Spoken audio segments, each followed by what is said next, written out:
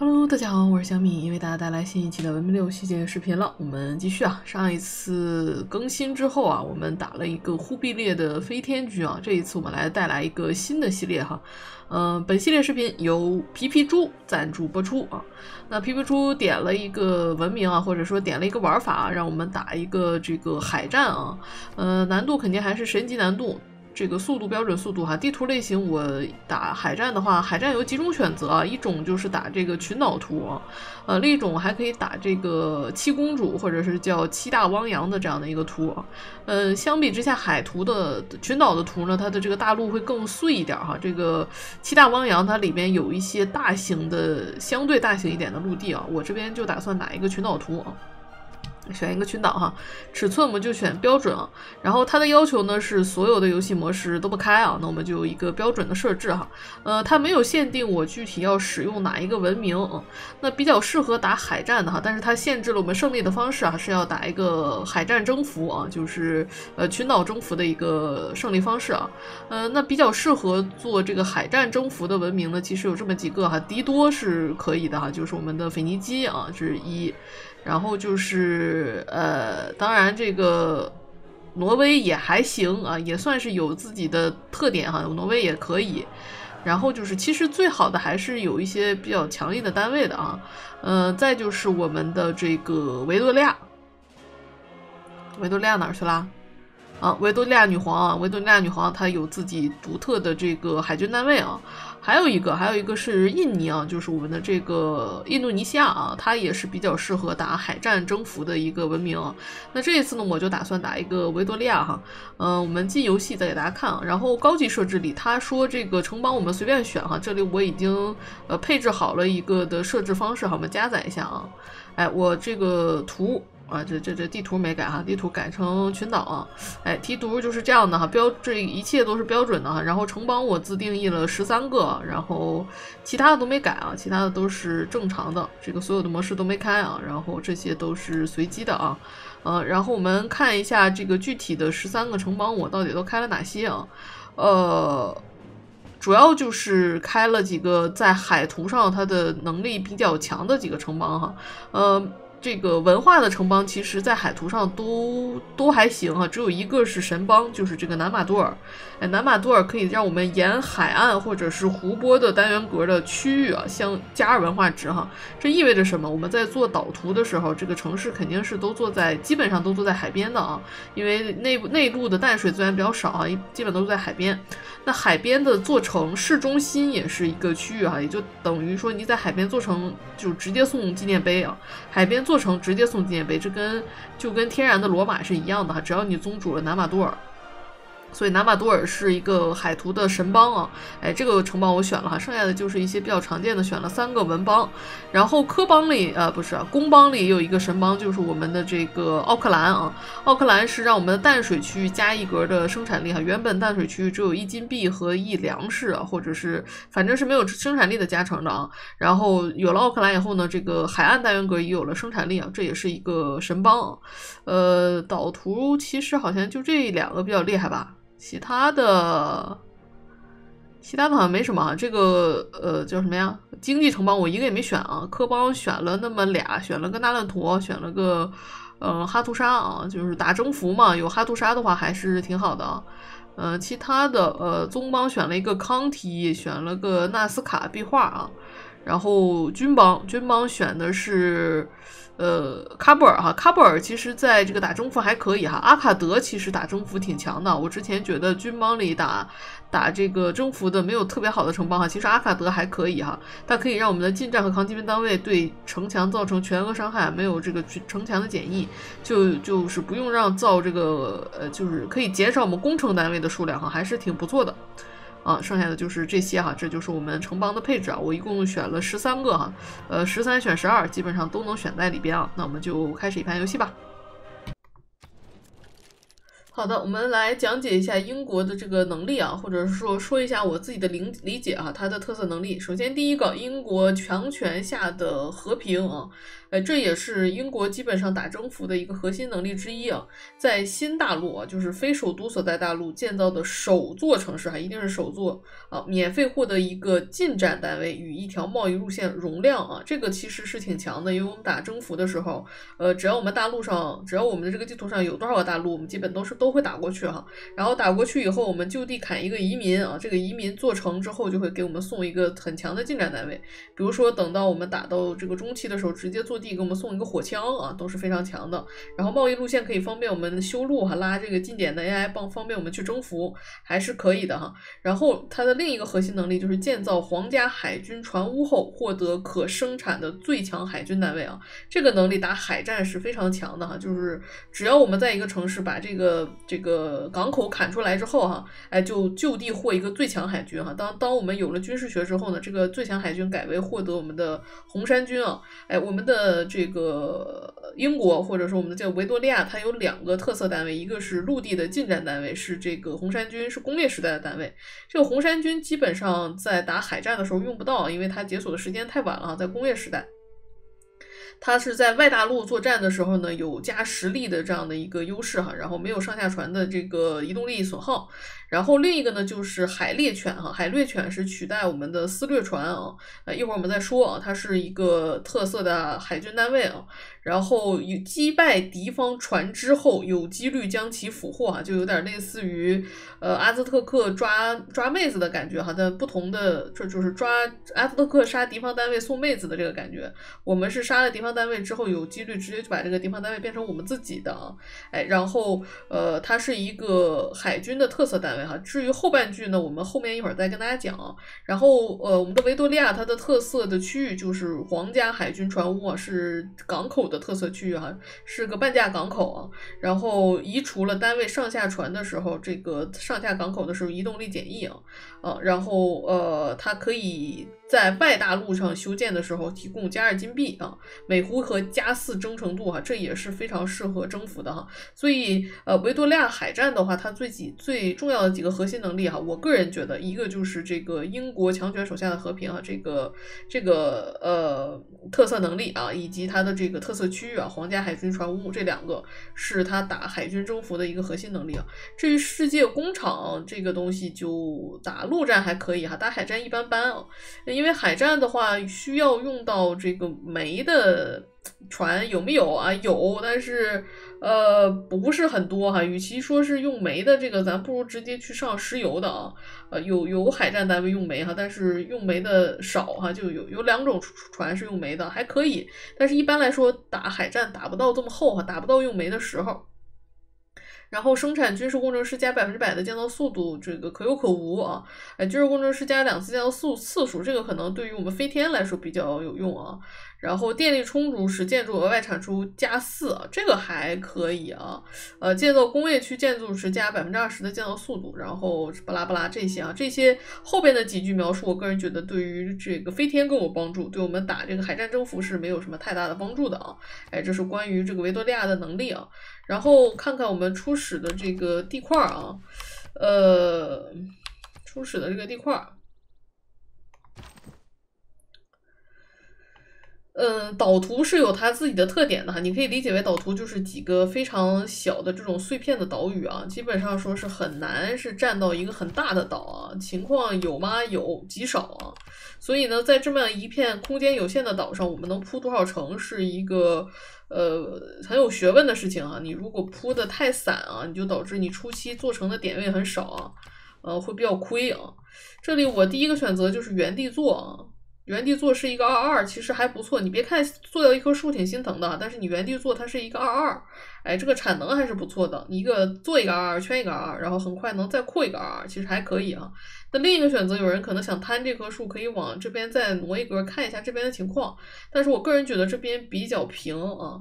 这张图其实我是从开局来看，我觉得还可以哈。就是最大的一个好处在于它丘陵数量还是挺多的啊。导图遇到这么多丘陵的情况不是很多啊。我们就坐这里哈。坐在原地的另一个好处呢，它其实吃的是一个淡水哈。它的住房是6住房，但是它又能触发我们的这个航海术的这个尤里卡，所以我个人觉得坐原地是更优秀的啊。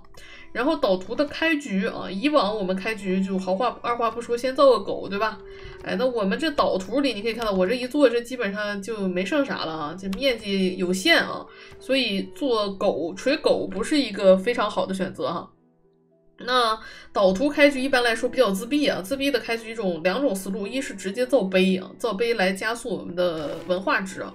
为什么直接加速我们的文化值？是因为你可以看到哈，到这个它的这个文化树上的一些这个鼓舞的解锁哈，改良3个单元格，什么发现一个新大陆啊，什么人口达到6啊，这些东西在导图上都是很难实现的哈。就发现新大陆这个就很难实现，因为我们就这么点大的大小哈，你想要出海出去需要很长时间啊，所以你为了不卡自己的文化，你很多东西你是要强冲的，这些文化我们基本上都是要强冲，甚至政治哲学可能都不好触发啊。那为了加速我们的文化的进程哈，既然要强冲，我们就刚开始起一个碑，其实是我个人觉得是一个比较好的开局模式哈。你也可以开局造这个建造者，但是由于你没有科技啊，你要造建造者想改良，比如说要改良这个路，我就应该初始先研究畜牧啊，畜牧10T 才解锁啊，我们这个工人9T 出来，然后他自己还得在这占1T，但是其实工人还可以哈，因为工人一旦我们航海术解锁完了以后，工人就可以下海了。他这个剩余次数的工人可以出去帮我们探图，所以建个工人其实也还可以啊。所以我个人觉得呢，导图你要不就碑开，要不就工人开哈，根据你自己的需求决定啊，但是不会是狗开啊。那由于是导图呢，这个另外一个比较难受的地方呢，就是很难进黄金啊，这边是一个科邦。很难进黄金啊，导图想进黄金的概率非常非常的低啊，所以第一个时代呢，我们默认是基本上是没有黄金的啊。那没有黄金呢，就有的时候这个打法的思路或者是节奏，哎呦，这还不错的啊，我这竟然还有一个奇观啊，还有一个奇观，还可以吗？很难进黄金的话，我们就默认以没有黄金的姿态来打，所以第一个时代我们默认是没有雄伟壮丽的啊。然后另外呢，导图由于我们没有很多单位可以操控嘛，我们一开始就只有这么一个棒子在这走来走去啊，就是也没什么要过多操作的，它的这个第一个时代过的速度会非常非常的快啊。这儿刷了个寨子啊，不错啊，那我就直接打了吧，奈何靠这个寨子能拿一点分，我们不要进黑暗啊，我们争取还是普通就得了。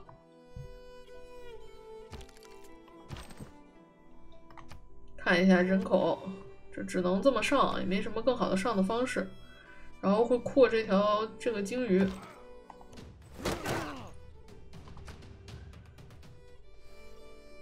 我并不是。开始最先走的这个科技，我选择了航海术啊。之后的话，你可以选择制陶，直接接写作。为什么说是要走写作？我们不是征服吗？海战征服之前还有一点没跟大家说，就是关于这些单位啊。我们都知道陆地征服的话几种单位，一是这个近战单位，二是远程，三是轻骑，四是重骑，五就是这个工程单位啊，基本上是分为这几类啊。那海战的话呢，一共有3类单位，一类呢就是海洋的近战单位啊，就是海军近战单位吧，它怎么写的？海军近战啊，你可以看到单位类型啊，最开始解锁的就是这个桨帆船啊，然后呢就是海军的远程单位，第一个解锁的就是这个4段帆船啊。那海军除了近战和远程以外呢，没有什么攻城不攻城这些乱七八糟轻骑重骑这些都没有，但是海军也有一个自己的特色单位，就是我们刚才悠悠上没有跟大家详细说的哈，就是这个私掠船。这个私掠船呢，也是一个非常特殊的单位。特殊在哪儿呢？它是文化线解锁的一个战斗单位哈。你可以往前翻，你可以看到整个文化线上解锁的这个单位就非常非常的少哈，基本就是什么考古学家、自然历史学家、什么这个摇滚乐队这些啊。哎，这个东西是非常特别的一个东西，它是在重商主义解锁的哈，是一个它的本身的这个单位的类型也非常特别哈，叫做海军掠夺单位啊。海军掠夺单位，海军袭击者啊，它是取代私掠船的。我们这里叫海猎犬哈，这个别的文明叫做私掠船啊。什么叫海军袭击者单位哈，或者是海军掠夺单位？它就是这个单位呢，除非咱们跟敌人紧贴着哈，就是在6个单元格以内啊，就是在那一圈的单元格以内紧贴着，否则别人看不见你啊。就是你可以认为就像是海军上的幽灵一样哈，就是别人看不到你，后边是直接升潜艇的啊，所以为什么叫做袭击者哈？它后边是直接升潜艇的，就是它可以认为是一个有隐形装置的一个单位啊。其实你说强吗？也就那么回事儿哈。除了英国以外，其他人我也觉得没有太多造的必要啊。我们打海战的话，基本上直接就是走上线啊。下线的话，基本上你可能军营可能都对于我们海岛岛图来说，军营可能都未必出哈，除非你坐在了雨林的那个区域里，有很多雨林可以砍哈，你可以把蛀虫走了。你如果不在雨林，像我们这张图的话，蛀虫不可以不走哈，你就把前面的这3个解锁了，然后写作解锁了。然后一气儿就冲上面哈，然后把这个港口解锁了之后，一气儿就冲上面啊。先是这个桨帆船，然后是4段帆船，然后直接往前走啊，一直走到这个轻快帆船出来的时候，我们基本上就是文艺复兴时期开始打。哎，轻快帆船出来了以后呢，这个轻快帆船的力是很高的哈，55力啊的单位去下这个敌人的城啊。这个是初始的时候，然后我们的这个4段帆船呢，直接升这个。4段帆船升的是什么来着？是护卫舰吧？啊，对，4段帆船直接升护卫舰啊，基本上就是靠这个轻快帆船和护卫舰，基本上就打了绝大多数的内容哈，然后再靠着护卫舰和轻快帆船再升的一级的叫做装甲舰。哎，就基本上就结束了哈。装甲舰是耗煤的，但你打得快的话，就基本上走不到这儿，因为这儿已经到工业时代了，打得快基本走不到啊，就是靠轻快帆船和护卫舰啊。护卫舰其实就非常非常的强了哈，在你4段帆船的时候就挺强的，然后你再走到。就是解锁了有了消失以后，再做出护卫舰以后，你可以看到它的远程和近战攻击力都很高啊，再加上它的移速很快啊，射程又很远啊，这个基本上敌人海战是很菜的啊，可以说很菜的。这就是我们的思路哈，所以为什么我们要解锁学院啊？为什么要走这个制陶啊？就是因为上线的话，我们的科技值要求还是比较高的，我们最起码要走到护卫舰啊，要走到护卫舰的话，要走到文艺复兴时期，这边800多瓶啊，你不可能不造学院的，你不造学院，前期基本上在轻快帆船出来之前，你基本上是在种田的哈，除非说是跟你在同一个岛上还有一家啊，你说你去用陆地单位先去打一波啊，有可能。弓棒或者是铁剑什么的，先打一波是有可能的，否则的话基本上就是这里有2个选择，一是开拓，一个是建造啊，我们还是走开拓。我们这个城还是有一些拍成点的，再加上这里还有一个火山还给我们提了一点这个产能啊，所以我觉得还是可以先拍成的啊。这个城的做成点，我觉得这里可以再做一个，这里做一个城。然后这个火山这儿可以做一个城，我们是2级的灾害强度哈，应该来说还好啊。这边还有树啊，也有奢侈，还可以啊。然后上面我们可以再看一看能不能再做一个城啊，这边没去。所以前期对于打海战来说用比较自闭嘛。哎呦，这是阿卡德啊，说明他这边我这个岛上有其他的文明，或者是。这个岛很近的地方还有一个岛啊，就像是这种距离还有一个岛能看到。阿卡德海军统帅，人在状态。这是什么？桨帆船，桨帆船好做啊。这里蛮族加武力啊，然后加一信仰。这边基本上对外贸易很难触发，对外贸易就强冲了。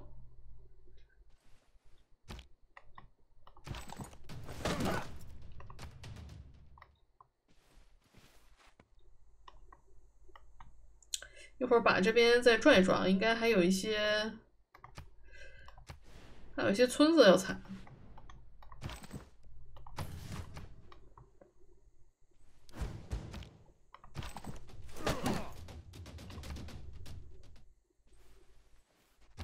我认为粘土。上好。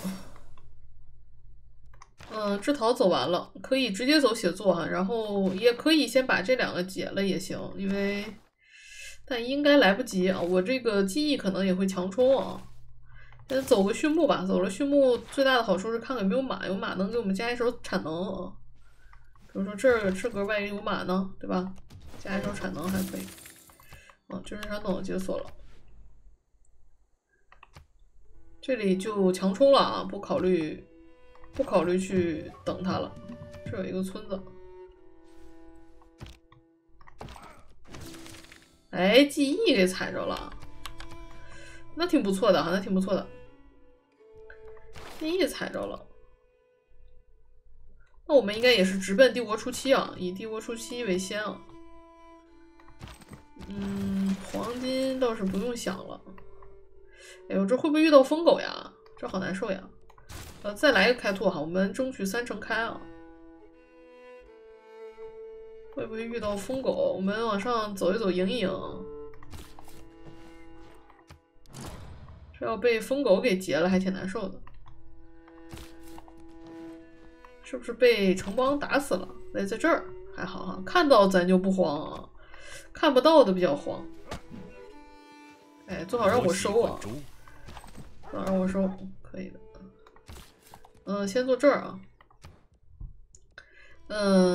这上面应该有人的啊，我们这个棒子走回去，还是在下面再探一探。写作不急吧，我们先走采矿啊。哎，他来了，他把我找着了啊。这里就欢迎他吧，这我还能藏到哪儿去？一共就这么大。哎呦，负8。负8，那我们就先走写作啊，然后一会儿先把学院拍了。这代表团还是得派啊，前期还是得过得稳一点，否则他那啥我会难受的啊。这里可以换海运业了啊，已经可以换了。虽然我们现在还不敲啊，但是2分做下可以先敲一艘船啊，先敲一艘船或者先敲碑都可以。这里我们2分直接就做了，这里敲船或者是敲碑都行。敲船的话，碑就得靠买啊。我们现在基本没啥钱。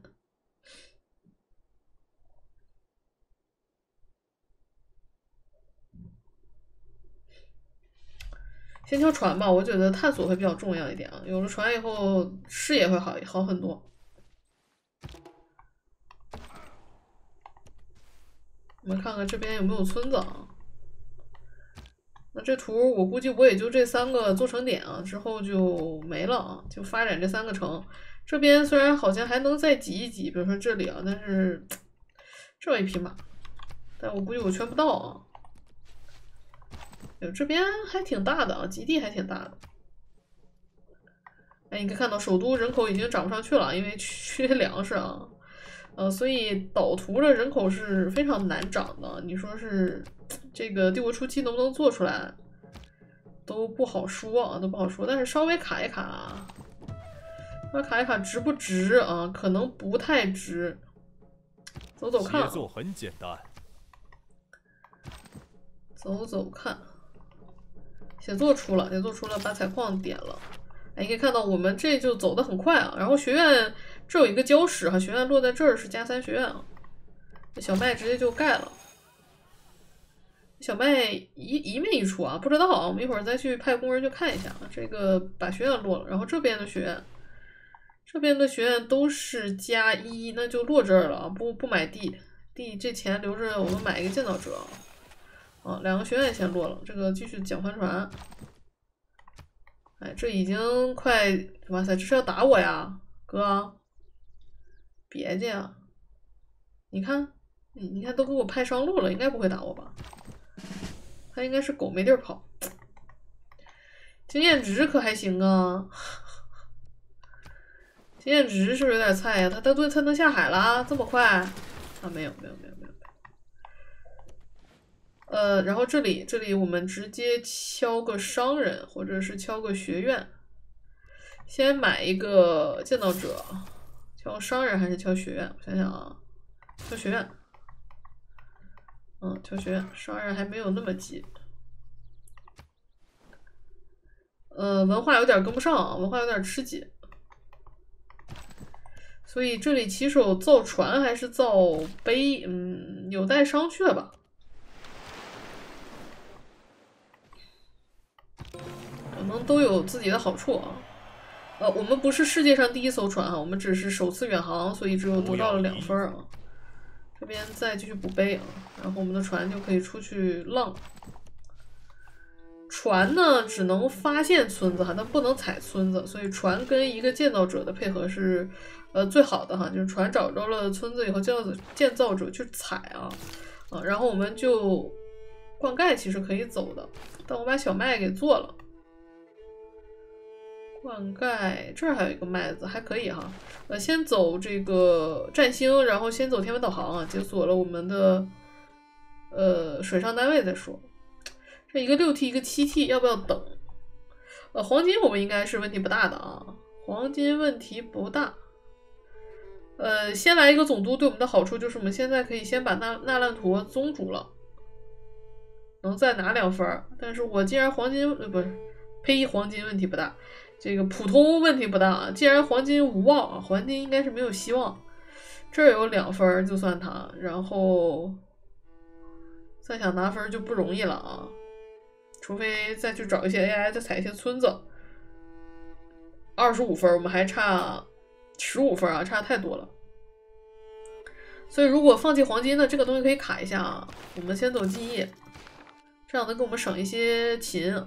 弥补一下我们这个碑出的慢了，我觉得就不要想黄金的事儿了啊。导图的黄金非常的不普世啊，导图的普世是没有黄金啊，没有黄金。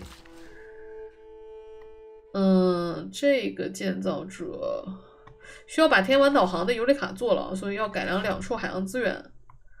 改良2处海洋资源还真不好改啊。这渔船太远了。做这儿的话也没有，哎呦，这个改良2处海洋资源还不太好做耶。我们往上游一游吧。这海洋资源好少呀。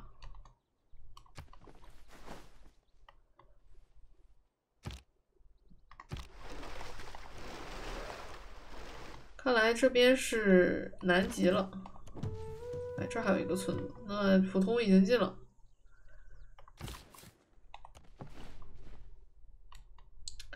这儿有一个鱼啊，这儿有2个鱼。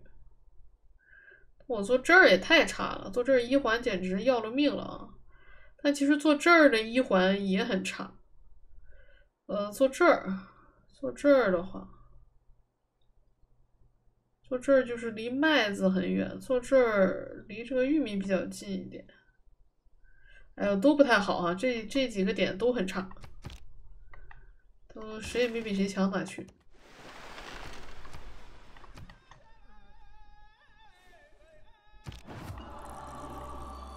我们先把这个剪了，一个使者还挺重要的，我们先留着。再看看这边啥样啊？魔성朱达罗。朱达罗已经被人派了阿玛尼过去了，太凶了啊！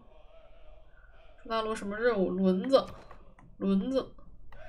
子开个银就有了。这城做哪儿？我得再想想啊，做哪儿？做这儿好吗？做这儿1环很差，然后顶多说是能再有一个葡萄，但这葡萄香吗？好像都不如直接做葡萄，是不是？直接做葡萄去开发蜂蜜。做葡萄这有一个石头，但是这1环也很差啊。坐这儿开个鲸鱼，坐这儿开个鲸鱼，2个，1棵树，2棵树，3棵树。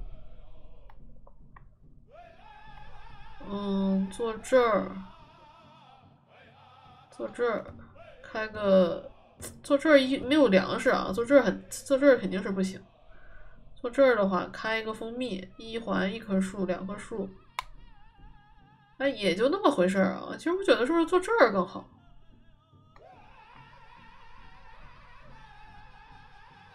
坐这儿的话还有几棵树圈哈，这边还有一圈树可以圈，坐在这个位置，这些都在3环以内啊。坐这儿的话没啥太多的，就是能有个灌溉有利卡。我现在又觉得坐这儿比较香一点啊。但是直接做葡萄我觉得不好啊，直接做葡萄的话，1环没有什么能上人口的地啊。虽然省了一个工人次数啊。至于这个什么这就是3次水平面上升将被海水淹没这个东西不用担心啊，我们应该达不到那时候。3次太久了，1次的我们可能还犹豫。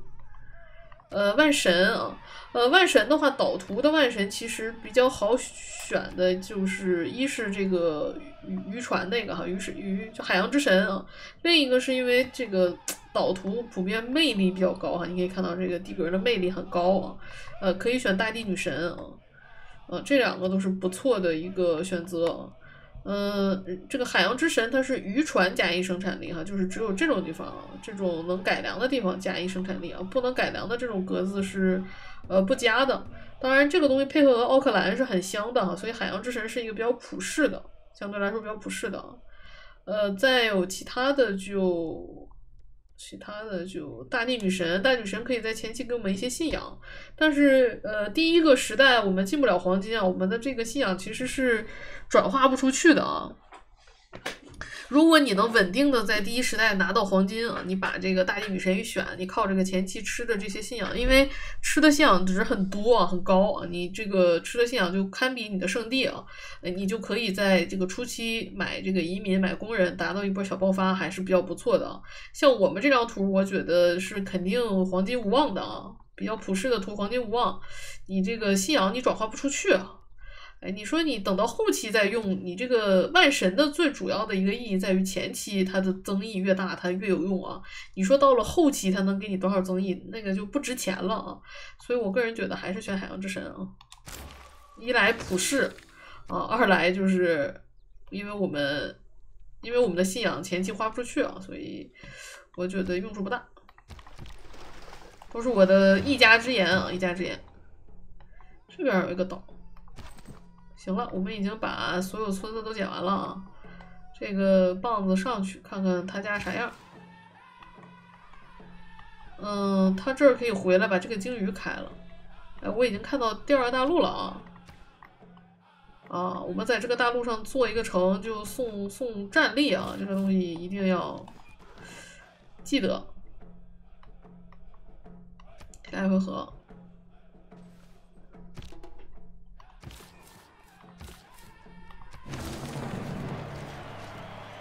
像空调这样的生物，这个也解锁了啊。然后，土地测量员还是什么？我想一想啊，殖民肯定没意义了，我们已经3次成功落地了啊，所以买地可以的，海运业和买地都是可以的。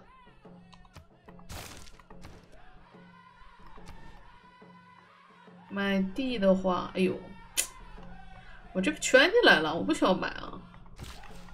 不需要买，我挂买地卡干什么？那我看看有没有啥要买的。这个城的学院放哪儿啊？就放这儿吧。还是买了1格地的啊，也算没亏啊，也算没亏。先补碑啊，先补碑。反正还有1T，我们就能切回来啊，还可以啊。这个大陆感觉这个岛感觉很大，我们这个岛还是挺小的，而且还跟别人共分一个城邦都不是自己的，就很难受。哟，这都被人派了，但他派了他也宗主不了啊。那我们去，第1个总督啊，由于我们没开结社啊，所以总督点是很珍贵的啊。第一个总督，由于在岛图上人口不好涨，你可以看到，即便是我们的首都涨到4人口也很难涨啊，所以平嘎拉的这样的一个优先级极大程度的降低了啊。再加上岛图呢，我们也不可能说是锤什么太多奇观啊，这个，大金什么的也就不想啊，不想的话，粮的优先级其实挺高的，因为粮不但有一个这个建造者次数+1，它有一个水产养殖啊，哎，渔船的改良设施加一个食物，而且加住房啊，这个水产养殖还是挺不错的，对我们海战上来说哈，并且这边还有一个什么自来水工程之类的，这些都是跟海战有关的哈，所以粮在海图的优先级还是挺高的。然后阿玛尼优先级也挺高的，就是可以宗主城邦，然后就是老马，基本上前期的点数可能会分在这3个总督上。这个平嘎拉的优先级降低了，因为它这里是人口平和人口勤哈，都是跟人口有关的。我们每一个城的人口都不好上啊，它上不来，没有住房，所以就导致平嘎拉没有那么高的优先级啊。这里要不就去宗主一下18分，我还差7分，40T。还有10回合，40T，不40不是，10T 10分，1T 1分，好家伙，要不要畅想一下？哎呀，要不要畅想一下？我还有一个使者，我记得，有一个使者，还可以畅想一下。我这2个宗主一掉一扣4分啊。我觉得还是可以畅想一下的。我们先来一下阿玛尼，呀，他没选大地女神，是不是亏了呀？也不亏吧，也不亏哈，毕竟渔船加了生产力啊，前期的生产力还是很重要的。没有记忆0，就剩10T了，然后我们改一下。其实你如果前期，哎，这个学院还能给我加3分啊？哎，这个学院还能给我加3分，我又觉得这个挺有戏的啊。挺有戏的，海运业不改，然后我们画一个城市规划，加锤啊，完了，我突然又觉得挺有戏的，这边是不是有文明？哎，很荣幸见到你，很荣幸见到你，看看他有没有邻居啊？他有一个啊，他有没有？他没有，他没有，这金字塔已经锤完了啊？这是你的特色改良金字塔吧？这不是奇观吧？这不是那奇观啊！不是吧？完了，我有点慌，不会吧？走天文导航啊，走上线，下线对我们来说意义都不大。这里一会儿再开了，然后这个建造者次数刚好我们记忆自己踩了，就不要花光啊。也没啥好改的，你说这些改不改的加成也不是很高。我们出去探图更重要一些啊，它主要是它能建村子。太重要了哈，能建村子太重要了，能下水太重要了。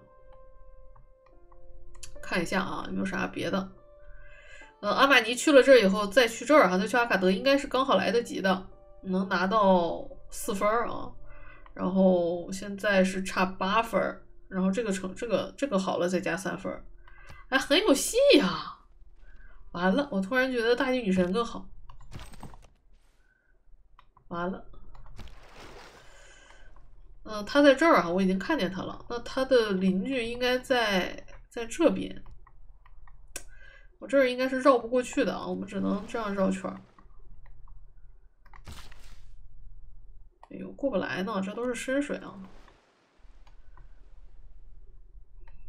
这不会到时候卡1分，可能要征兵啊！我现在没钱，有一个奢侈可以卖一卖。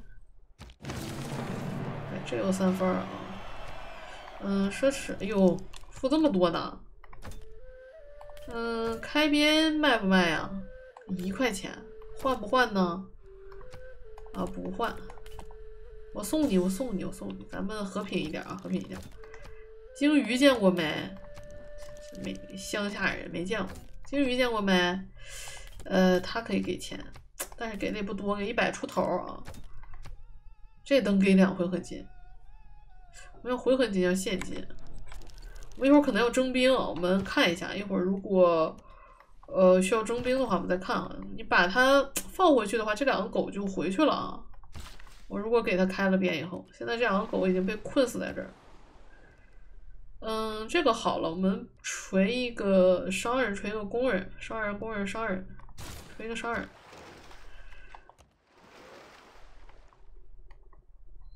所以看啊，这个海图啊，这打得很快啊！哇塞，别呀，别死人！好好，没死人，没死人，死人了吗？啊，没死人，没死人啊，很好，很好，很好，很好。还给我加了一点文化，不错啊，不错。这个村子，这是个马寨，这谁敢上啊？我可不敢上去。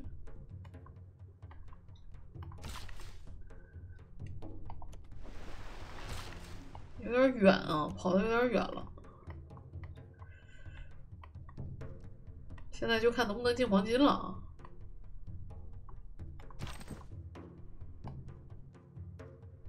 把这边探看看这里通不通啊？理论上讲应该是不通的。船我们得再造一个啊，船就一个不够。哎，宗主了。宗主了我们就撤啊，我们要去阿卡德。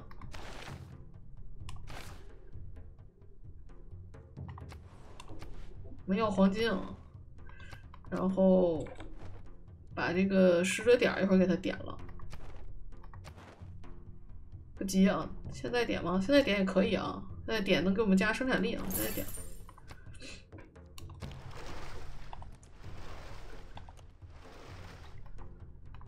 看看能不能遗体出来啊？不能，已经都是2锤了，不能遗体出来。还差3分啊，那就是说还差1分啊。到时候顶天不行了，就得把他的兵整了。200多块钱。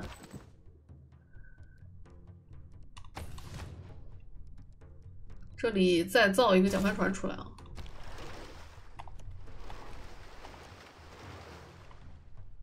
这边感觉走远了，不应该往这头走，不太好绕出去啊。中间没有一个细长的能过去的地儿，这儿感觉也不一定能过去。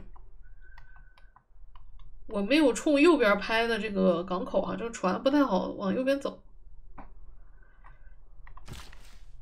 我这真能拿到黄金，真能拿着黄金，我就觉得我有点亏啊。哟，这是个加4学院吧？这个位置。这2个礁石啊，这礁石提供就像是地热一样，提供+2啊。这是个加4学院，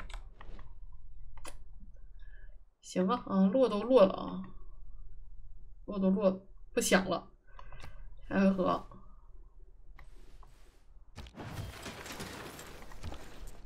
哟，连不到这头啊，先连，这边再去补个图书馆嘛，我看一下伟人啊。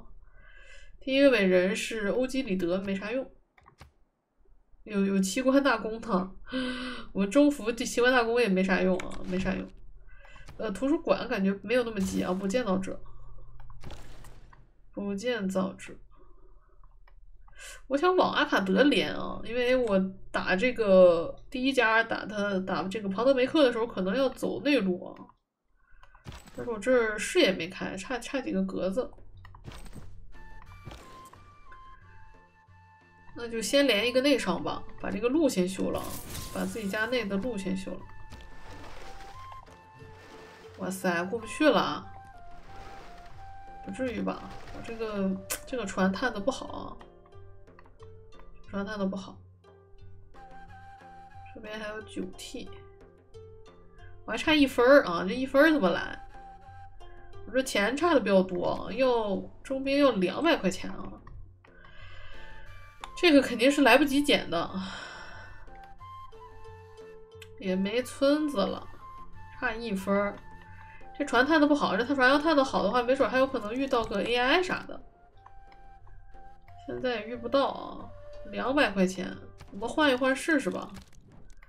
这俩加在一起，一个能不能换？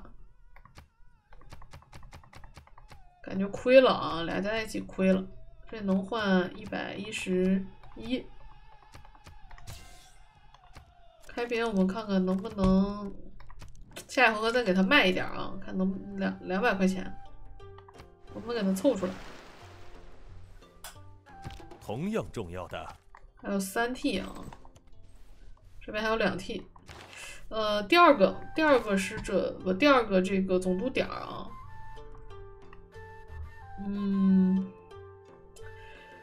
政府区我们还是要敲的啊，政府区毕竟能给一个总督头衔啊，政府区是要敲的。政府区会敲在哪儿？我可能就会敲在首都的这里啊。政府区可能就会落在这里。一来是因为别的城的人口可能不太好找，政府区可能我就会落在这儿。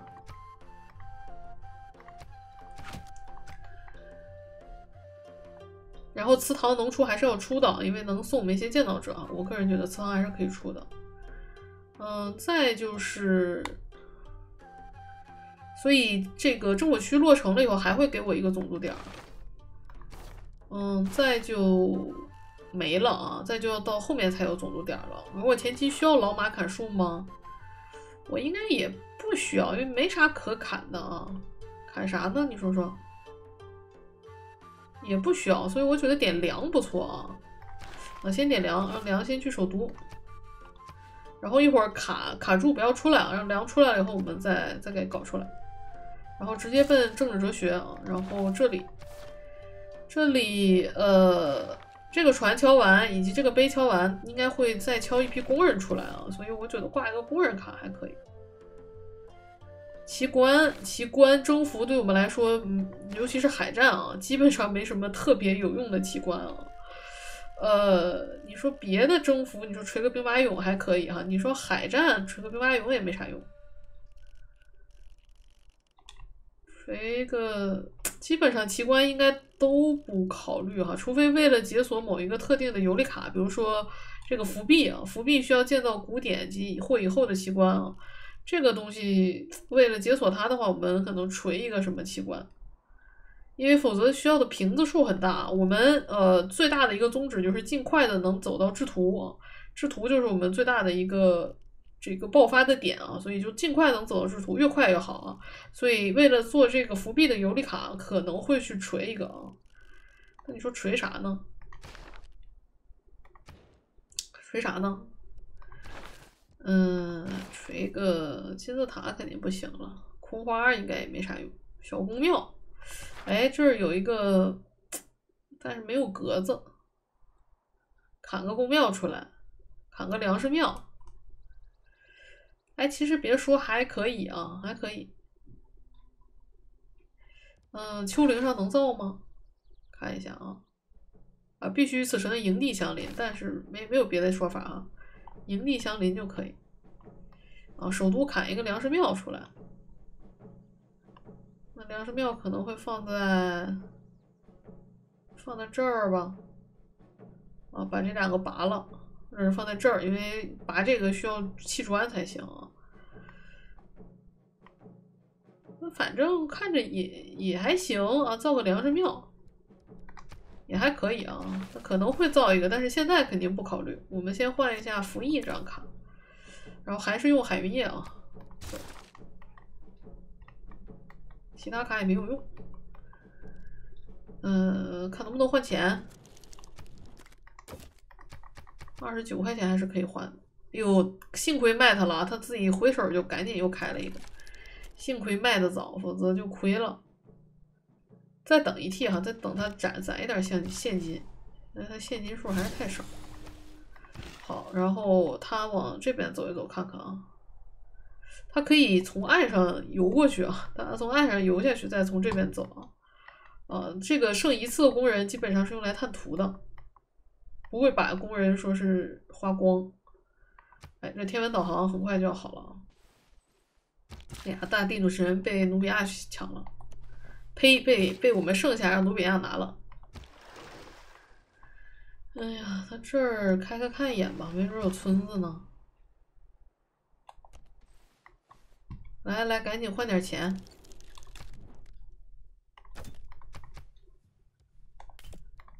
2回合金啊，所以40块钱应该是有的吧。36块钱。好的，这就凑够了啊。然后下一回合再征个兵，我们就黄金了。黄金还是值得砸锅卖铁进的啊，因为我们金币也是有加成的啊。哎，但是我还是觉得没选大地女神很亏啊，很亏。早知道是这样的话，应该选大地女神的。我当时对于这个黄金的预判还是那啥了一点啊，年轻了一点啊，这就黄金了。刚好他们就去探图，这一波征兵之后，也可以考虑把这个庞德梅克的哪个城先打下来啊，也不见得是坏事哈，直接就打下来。这个掐掉，我们再锤一个桨帆船，还锤吗？桨帆船，我们看一下这个中间需要的一些游历卡有哪些需要的东西的啊。枪兵击杀一个单位，战术要走的，战术应该是要走的。看一下点征集动力啊，战术是要走的，所以枪兵是不是造一个？两架桨帆船，2个港口，伐木场，伐木场是下面解锁，伐木场是。伐木场在哪儿来着？这儿啊，建造解锁有一个水墨，水墨是矿产资源，这应该都好做啊。3座矿山，贸易路线，大科看情况。哎，就这一条线啊，其实也没啥特别需要做的，连3攻3棒我们都不需要走，不需要有。所以没啥可补的啊。先把天文导航走出来。那这里陆地的单位投石勇士这些我们也不考虑啊。再搞一个移民，没有卡直接锤移民好亏啊。补个粮仓吧。等人口涨上来。补个粮仓，再补艘船，3艘船。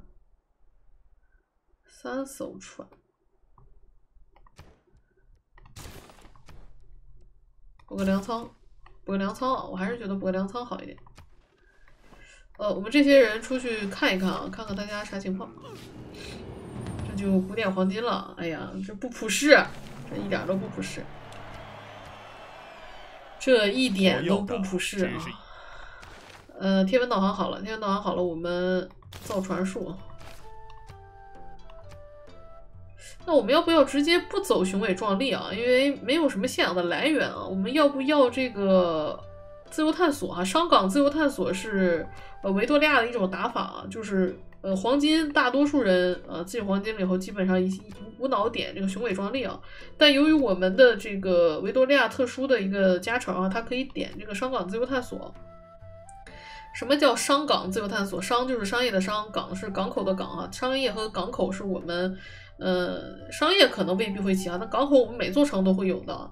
港口的这个相邻加成还比较好凑啊，因为它只要与一些什么资源啊，比如我们看一眼啊，与海洋的资源啊，与这个市中心啊，与市中心相邻+2啊，与海产资源相邻+1啊，与市政广场+1啊，所以这个你只要贴着你的市中心造这个港口，你保底就+2，然后你还能提供2平啊，所以商港自由探索也不错啊，而且我们还能提供加10%的科技。反正雄伟壮丽咱也没想啊，咱就商港自由探索吧。哎，因祸得福啊，因祸得福，得嘞啊。这里卡好像没啥好换的啊，没啥好换的，就这样往上走，看看大家啥情况。塔玛丽，首都在哪儿？哦，我们3个人在一个岛啊，3个人在一个岛。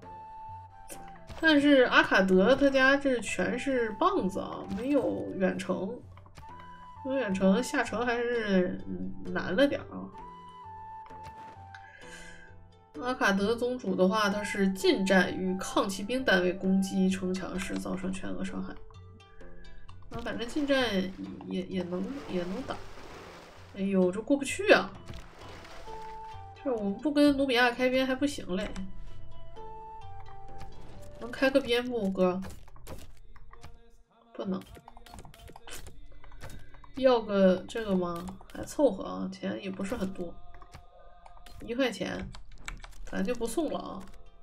都是-8，一上来就-8，咋这么恶劣呢？看看哪儿能做成，这儿还能再做一个城啊。讲道理，这里还能再做一个，这儿起码有几棵树啊。这儿还能再插一个城。我们看一下大陆。这个大陆就没啥做成价值啊，这都是我们自己的大陆。这个大陆虽然能做成的话，但是还得清债子，怪烦的啊，没什么太大的意义。这儿还能做个城，要不要再拍一个？这儿再拍一个城的话，这里这个学院是加3的啊。2个雨林加2个山，这是个加3学院。讲道理还可以啊，还可以。那我们一会儿这个市政广场好了以后，我们再整个城出来啊。这个点位应该去占一下，好难走呀，真讨厌。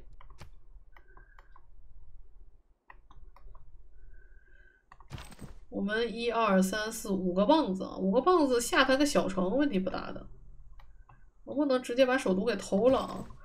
像这种沿海城都不是很大威胁啊，主要就是看这个庞德梅克的内陆城怎么样。正题，下回合，我们一会儿直接从这边下海啊，去那边看看。看看另一边的世界是什么样的，来夸我一句啊！不是减8吗？咋还夸我一句呢？这庞德梅克是还没有研究哦，是有了啊。那我们应该是，哎呦，起强了啊！起强了，但是有城墙防御啊。起强了，有的是不是给把他偷了呢？他1个棒子、2个棒子、3个、4个、5个，他也5个棒子啊，他也5个棒子，再加上他这后边还有这些玩意儿，打内陆战不太行啊，不太行。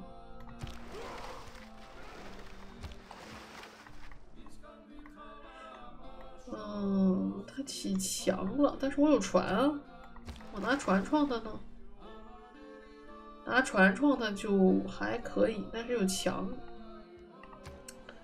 哎呀，又不起墙，我就要动歪心思了啊！起墙了，我就难受了。先补一个建造者出来啊，趁着有卡，先补一个建造者出来。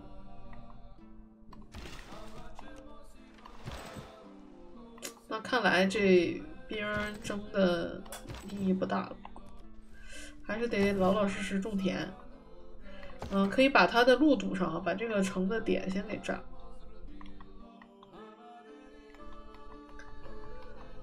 好，下一回合啊！庞德梅克关国境了啊！关国境了，开边部呀，挺贵的啊，挺贵的。那不开我不太方便啊。我们先把这些点给占了，开了我们往这边走走，看看这个城墙点这边啥样啊？开了吧。要不要喂他点啊？不要，行，17块钱给你了啊，给你了。我们从他家往那边穿一穿看看。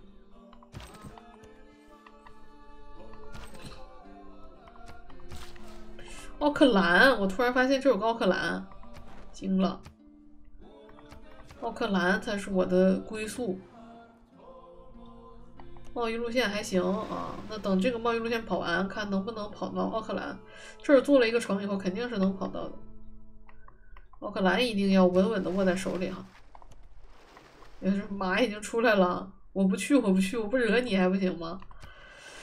我不惹你啊，不惹你。在这儿造了一个巨石阵啊，我看看能不能穿过去啊。我们把这儿堵住啊，不要让他来这儿做城。这儿也补一个建造者啊，造了3艘船，然后我们可以换卡了。这艘船看看，这边啥样？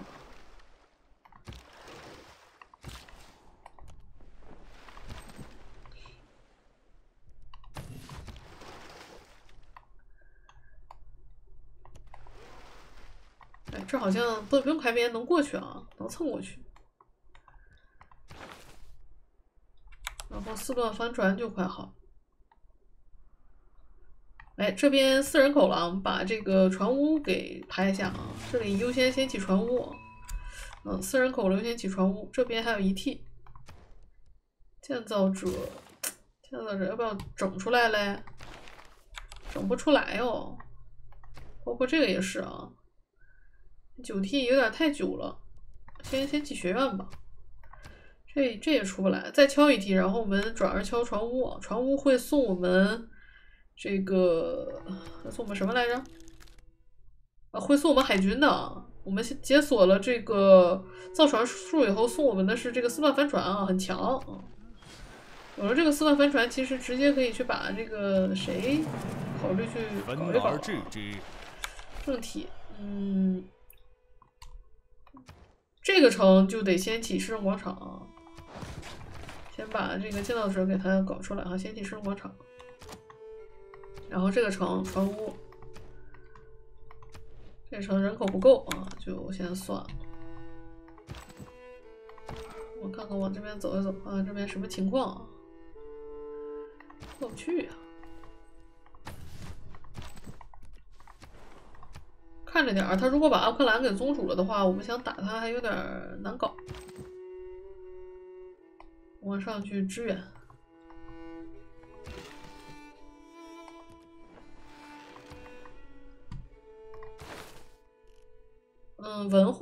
文化其实，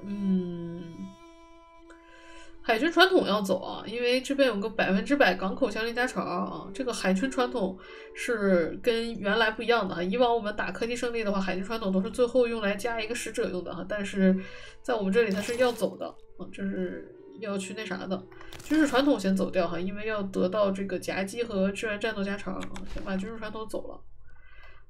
买地卡要不要切？我们有什么地要买？有吗？其实也没啥可买的。那我直接更换正体，直接换古典共和。古典共和。海运业就不挂了啊，然后可以挂征兵啊，因为我们现在维护费有点高。1个顶2，先挂上。建造者可以挂着了，这样。那我们可以再挂个+1，还是挂殖民啊？想一想。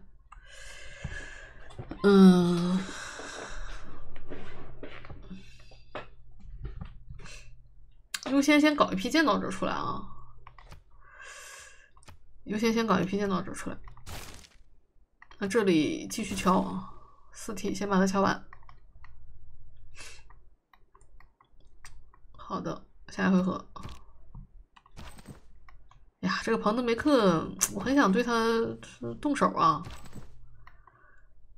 但他有船，动手可能不太好打，不是碾压局面啊，不太好打。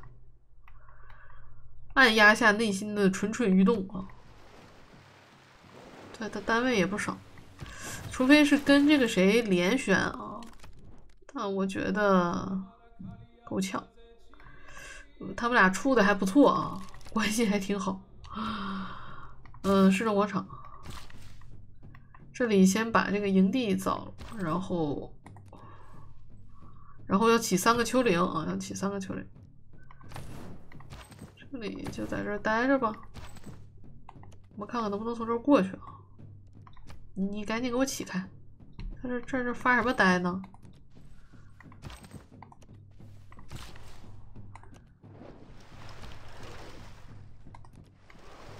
被我们游过来了，看看他有没有邻居。哎，他有啊，这边人很多啊，那我们就往这边探一探。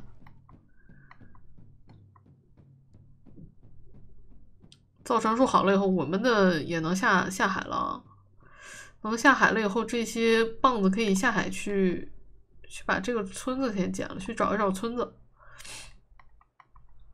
哎呀，不打，打什么打？2个城墙都起来了啊，不好打。我们还是优先干正事啊。这个棒子卡在这儿，不要让他过来。其他的就去下海。一会儿就沿着他这个海边去下海就好。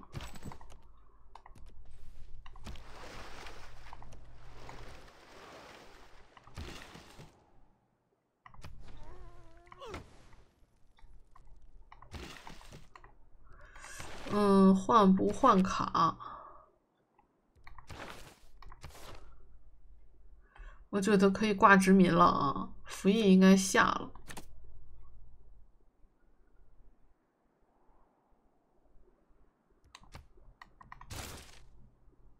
这边也就2T 啊，也不会说是太久。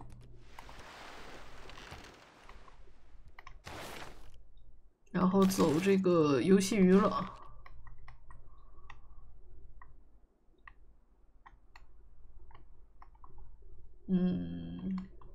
想一想啊，想一想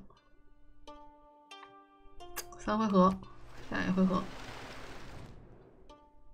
哟，又外交点啊！外交点还不简单吗？给钱，给钱，给钱，给钱！这阿卡德可别被人顶了。这派的是谁家？彭德梅克家。哟，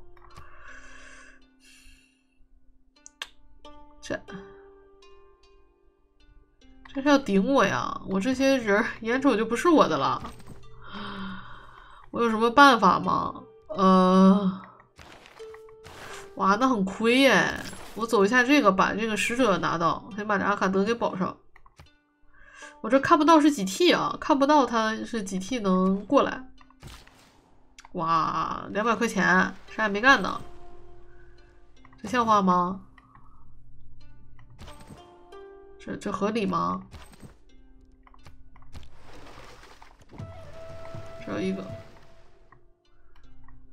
这有一个。哟，这边游不过去了啊！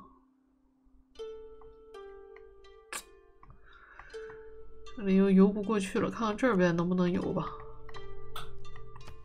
下一回合，这也起墙了。哎呦，他们这墙都起得好快啊！下海，下海，下海，纷纷下海经商。下海啊，下海！包括家里是不是应该留一个？全下了合适吗？敲一个石头哈，其他的石头我们可能要给拔掉。这个工人先歇着。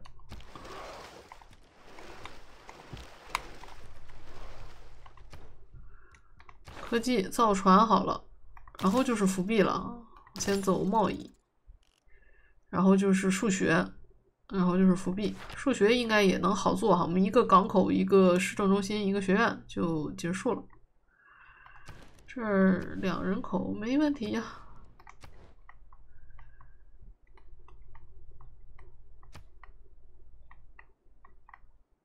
这墙起的是真快啊，一点辙没有。赶紧先把这个宗主保住。哎呦，过不去了，这全是深海，这边没什么可转悠的了，全是深海。看看大乱陀，大乱陀可以宗主啊，宗主以后我们从这儿游过去。奥克兰再就是。我想说，我是。然后这个总督点哈，这个总督点应该是点老马了。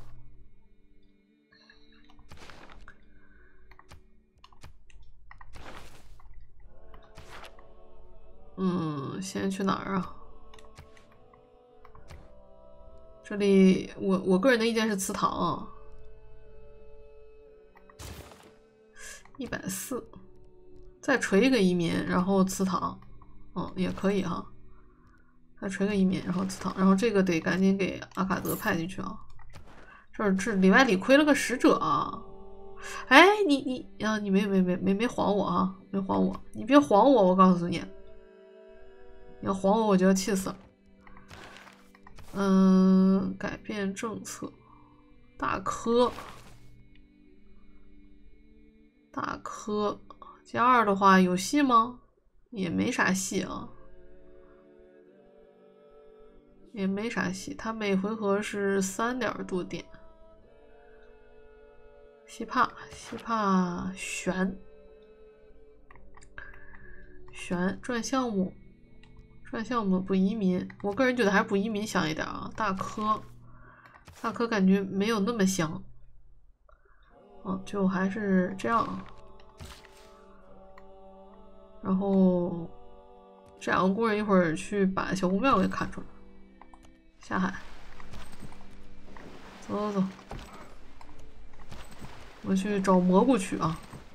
这200块钱加上1个使者都花了。这边有一个文邦塔纳那利夫，海军统帅好做，游戏娱乐。那正体我们能切卡的正体都已经用掉了，没办法了，就后面就得硬切了。这里看上面能不能游过去。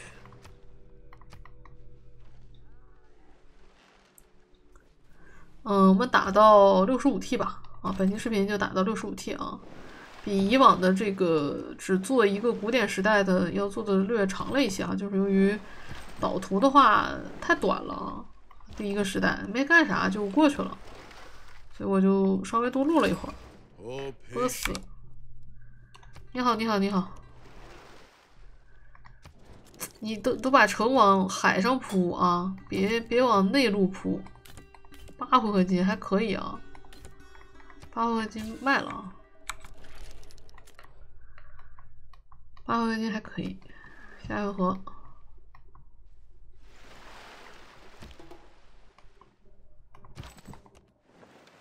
哟，这边铺城来了。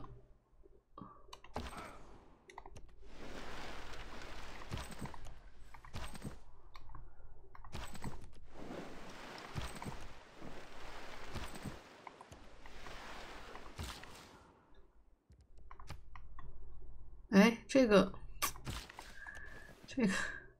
石头忘开了，说好要开一个石头的。哎，现在 AI 这城墙起的是真早啊，好在这不是首都啊，只要首都是沿海城就还好说，这种就不太好啊，像是这种城就不太好下，到后面就比较烦啊。哎，这真的是金字塔啊，它的这个特色改良是这个努比亚金字塔，这真的是金字塔。哎呀，可以的啊。要不要宣友？宣友留一个钱袋子合不合适？现在是62T，我们会在什么时间发动啊？我们一般是制图好了就发动，种田到制图啊，其实也应该也挺久的啊。波斯会优先打吗？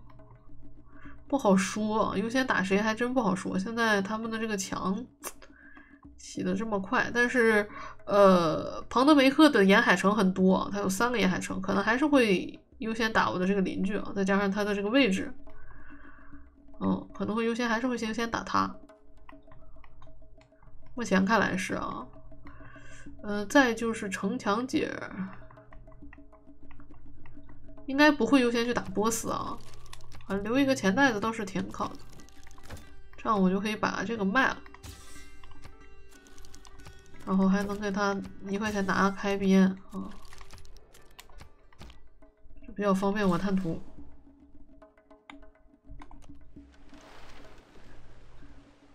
下一回合65T，我们结束本期视频。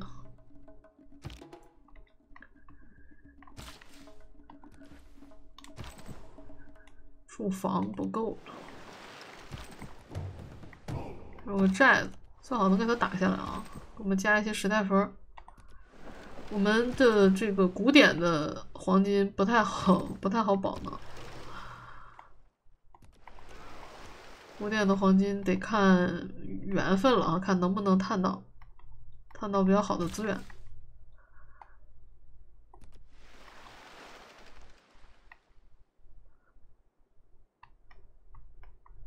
下一回合。财富不在于商业中心，然后是数学。数学这个皇家海港好了以后就好了。这应该是个海战啊。哎，先把这个做了，然后回来可以挖石头了。美国怎么这个色儿啊？美国在这儿啊。美国有邻居吗？哎，美国没有邻居，那可能右边就这些了，左边比较多。这是1、2、3、4、5、6家，还剩2家啊，就剩他这边都在这边了。那大概上就是这么个情况啊，图就是这么大个图。要买什么吗？不要，这个钱留着升轻快帆船会好一点。下一回合，这艘船往上走。